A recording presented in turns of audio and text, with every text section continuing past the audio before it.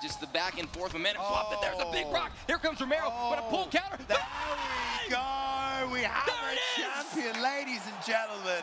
Taking on Joaquin Buckley in another Fight Night card headlined by a woman, which is Manon Fido and Erin Blanchfield. So we try to get 2 fights for those ladies as well. Vicente Luque and Chris Weidman are all fighting on that card. So that's 4 fighters in the game that I'll have to showcase this week. Well, it's not the week of the fights yet. We're about a week and a half out. Week, almost 2. Main reason being is that I got vacation. I got to head to. I've been traveling a lot.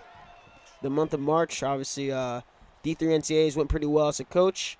And then I'm traveling to a very, very special place at the end of the month. And if things go pretty well, you guys will see some cool content. Other than that, Vicente Luque has a win over Rafael dos Anjos, which part of it I can't say. I definitely attribute it to some bad IQ on Luque's part. Not Luque, excuse me, RDA's part, going for the Kimura defense 6 or 7 times in a row when it clearly failed. But he's able to pull away with that decision win. I believe he was booked to fight Sean Brady. That ended up not happening, if I'm not mistaken. And then they ended up giving him a different opponent in Joaquin Buckley, who's taking the fight on short notice. I think before that, he was potentially booked against Ian Gary. He was supposed to fight Ian Gary, so that ended up not happening. So we did a whole breakdown showcase on him there. I'm fighting Happy Tree. Okay. It's pretty much, we'll try to be a little bit reckless, a little bit more. We can play as tactical Vicente Luque if need be.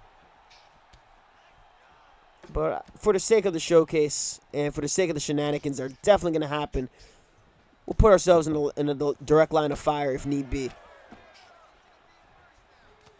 So, look to corral our opponent to defense. Of course, we have to work the nice calf kicks. Nice little lead overhand. Doesn't get much off. The Carve the Wood perk is a perk that helps out with Vicente, especially when he has lower health than his opponent.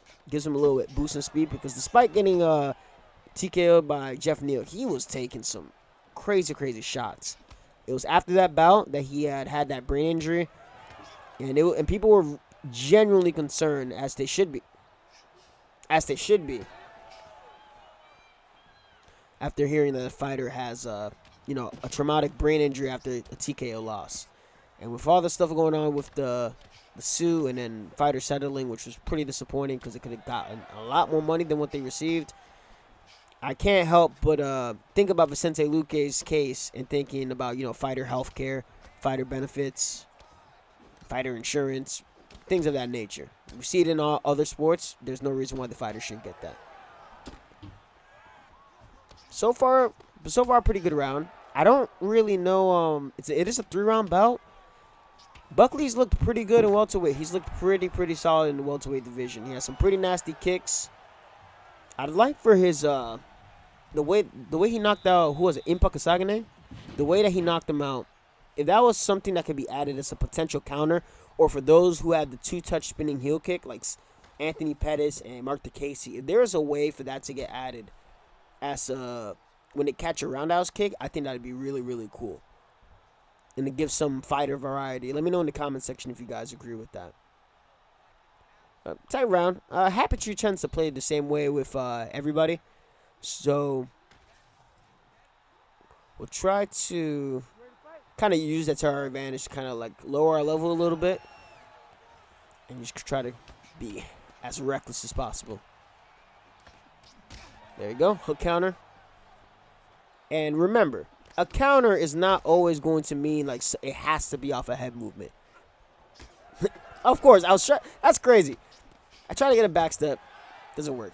A counter can just be like you saw in action, and then you intercept them right there. That is a counter. You stop them in the middle. You stop them at the end of their exchange. You've countered them. So with the lead hook of Vicente Luque, with it being at a high level, including the fact that if we get the fight down to the ground, we have some pretty significant weapons. I like our chances here.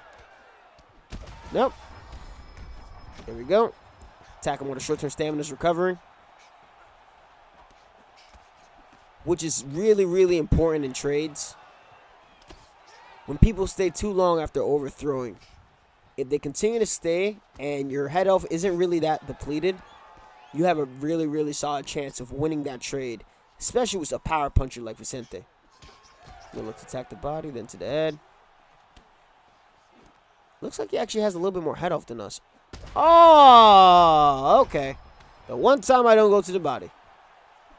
That's fine. We'll stay right here. If you want to pull, I hit you with cross. Ooh, that was nasty. All right. You're forcing too much, my friend. It's okay. This lead hook will keep landing.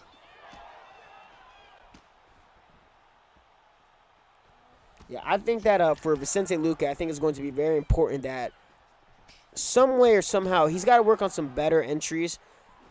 Buckley's going to be a little bit larger in size in comparison to RDA. I think he's going to be his first layers of defense for takedowns is going to be a little bit better than RDA's was in their bout. But I do think that the groundwork, if he can time takedowns, say halfway through the first and second round, or maybe the first round, get back to striking, have him concerned about your takedowns in the second round, and when he thinks that you've laid off the takedowns, then get back to your grappling to kind of secure yourself the decision, because it's really important for Vicente Luque to win. Oh, my Lord.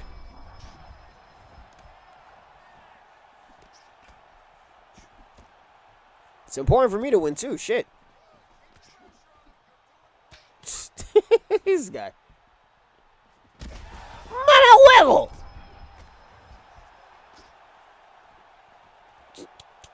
Get your ass down. Get your ass down. I'll deal with that shit. I'm gonna take a damn shin to the dome. All right. Oh, this is 5 rounds. I don't know why my ass is thinking this is 3 rounds. This is actually 5. All right. All right. Let's set up a little bit. Jack de la Madalena, the ender of Gilbert Burns. See that right there? He went for that rear hand strike to the body. We were to land that counter hook. Open up a cut. It's good. It's good. It's a bloody ass canvas too. Shit. Touch the gloves and we're on our way.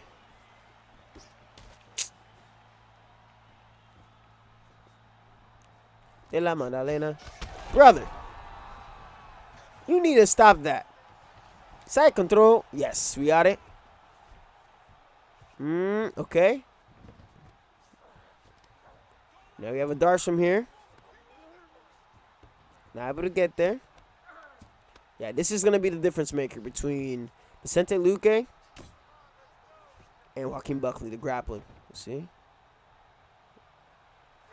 There we go. Transition once more.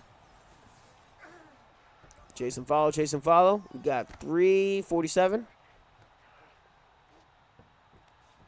There we go.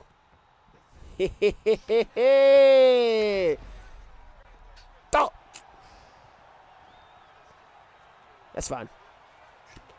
That's fine, that's fine. Aye. Damn, no arm triangle. That's cool. Fight back. Brother, man, why would you do that twice? Jiu-Jitsu. All right, perfect. This puts us in a great position to attack the darts now. The darts and the arm triangle choke are married together. Oh, we got a nice lead too. Let's attack it right away. And it's at a high level, and we're going to sink that in. This fight's done. Sweet. All right, we're going to call it a one and done there for Vicente Luque. Honestly, we'll see how he holds up to Joaquin Buckley's whatever decision. I mean, he doesn't always make the best decisions based on his capabilities. Like, Joaquin Buckley's so talented, and he has so many diverse weapons, but we've seen him make a lot of mistakes where he doesn't really need to. He does tend to kind of lunge in, but he doesn't really have too much of a height disadvantage against Vicente like he's had up in middleweight. So we'll see how that fight's going to turn out. I'm sure it's going to be... I don't think it's going to go to a decision. If it does, it's going to come down to Vicente Luque grappling.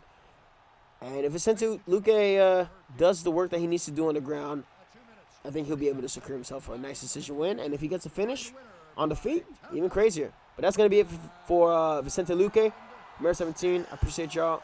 Much love and take care and have a wonderful week.